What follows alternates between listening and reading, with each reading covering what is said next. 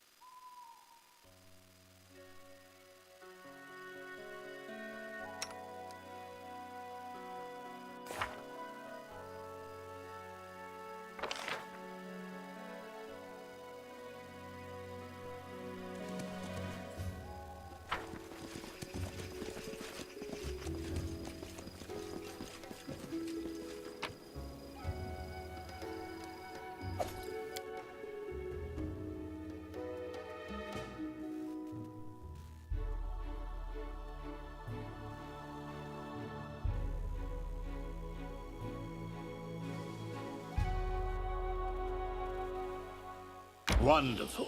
Now the Centaur barbarians have added themselves to our already too long list of problems. We'd best order long pikes for the infantry and beef up the fortifications. Or we could avoid fighting them and save the money for something more urgent than battling barbarians. I believe we should set up a camp for the night.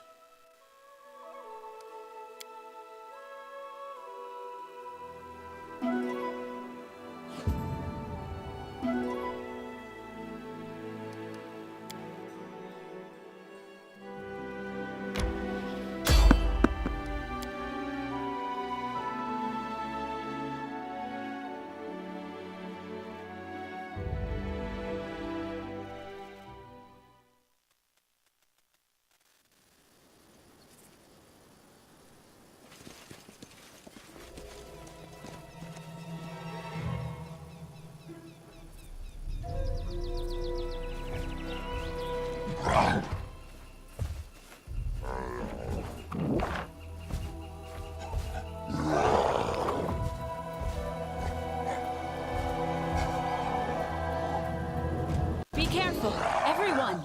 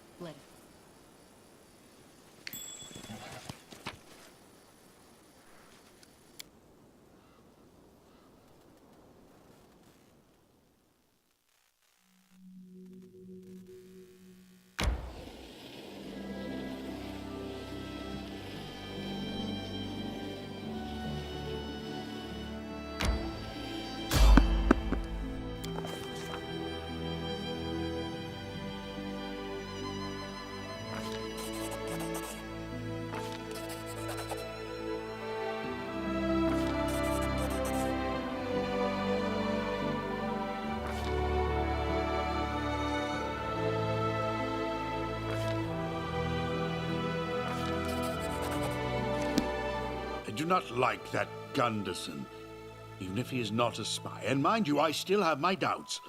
Vagabonds like him always bring trouble.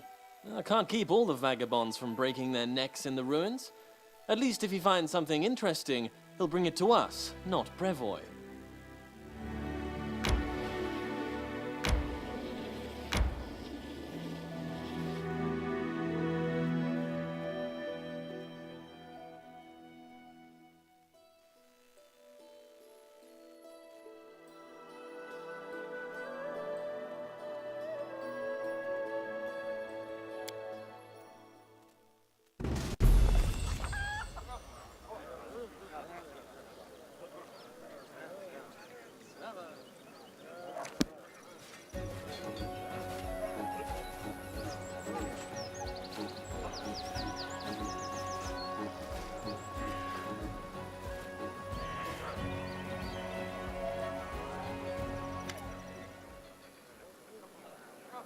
I'm not sure if it's the right time for this conversation, but I just feel like chatting today.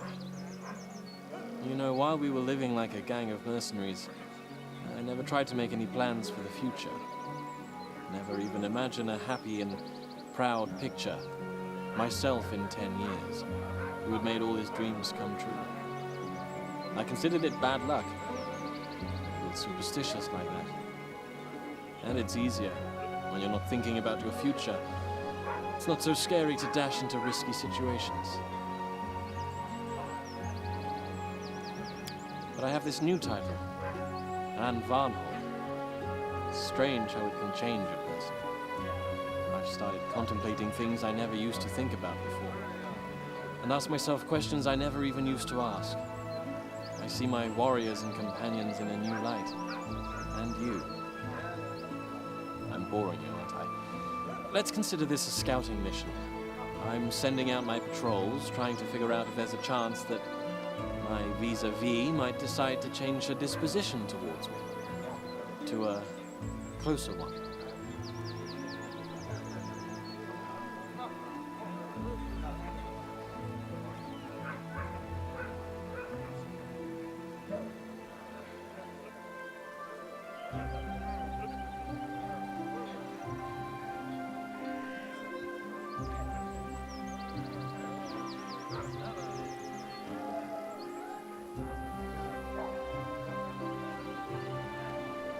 That's a good question. Probably because just a year ago we were living from one fight to the next. And the only thing I could offer a woman was a night in my tent, and the chance to become a widow before she ever became a wife.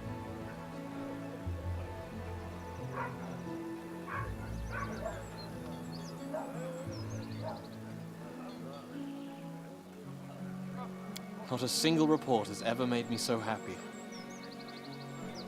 Wait, who's that running after us?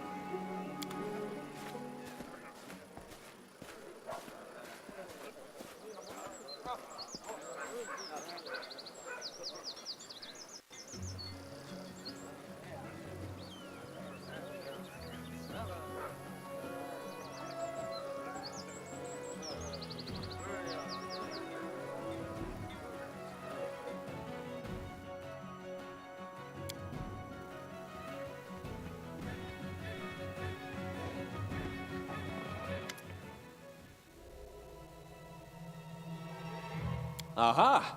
I see you've included everything, just as I asked. Thank you, Kiadi. Agar, what does this mean? Tell me, what am I to make of this? I sent some much-needed aid to our neighbors in the Shrike Hills. They're our only possible allies in the coming carnage. Cephal, I know your opinion, but be realistic. The Aldori are not our friends. We can't count on them for help if something happens. We're expendable. You will not preach realism to me, you naive boy. Yes, we are bargaining chips to them.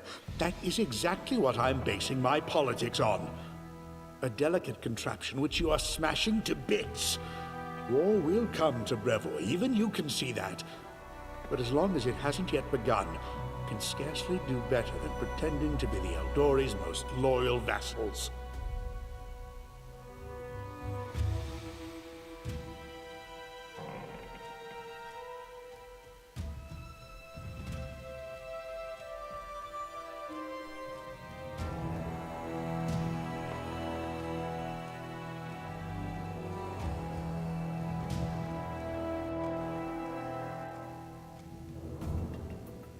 And how are you going to manage that?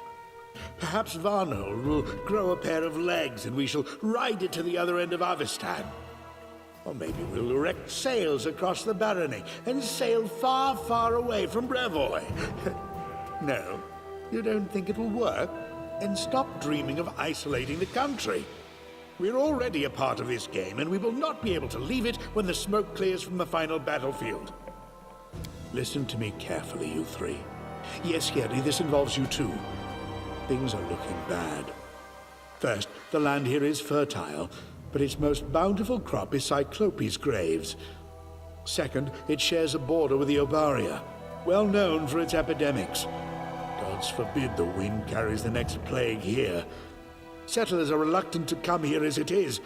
I can scarcely blame them. Do not become too attached to Varnhold. This is but a stepping stone. Our real prize lies to the west. But what does Varn do? He sends them gifts. Better to send them assassins.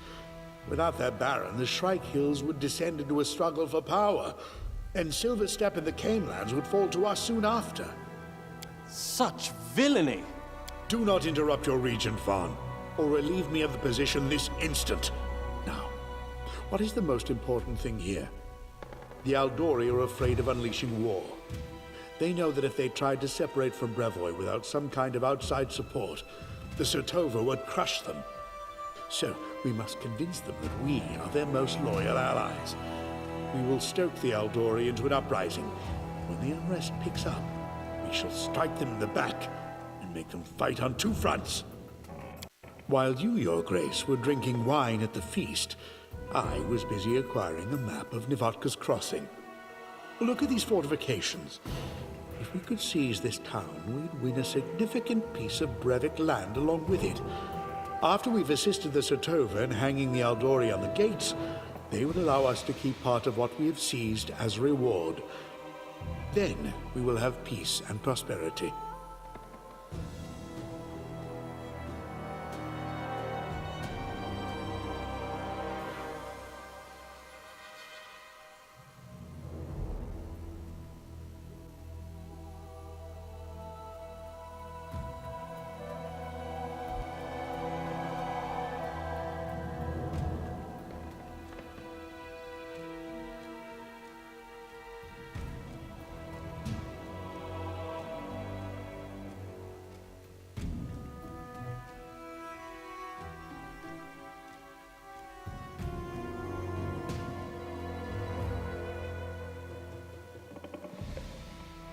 Get out of my sight, Sephel. Get out! Never would the name of Magar Varn be tarred with such abominable villainy. It never happened while I was leader of a mercenary party, and won't happen now that I'm Baron.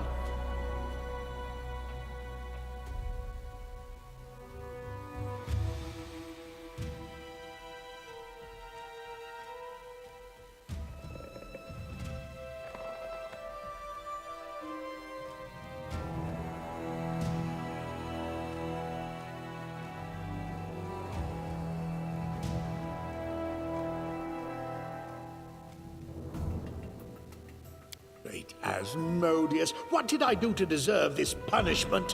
Why do I deal with you at all? I should have taken my share and retired a long time ago. I'll be off somewhere soon enough, to Absalom or Cheliax. I shall read books on the porch and drink wine, while you do whatever you want. Burn the city down and get yourself killed. Come to me later. We need to talk.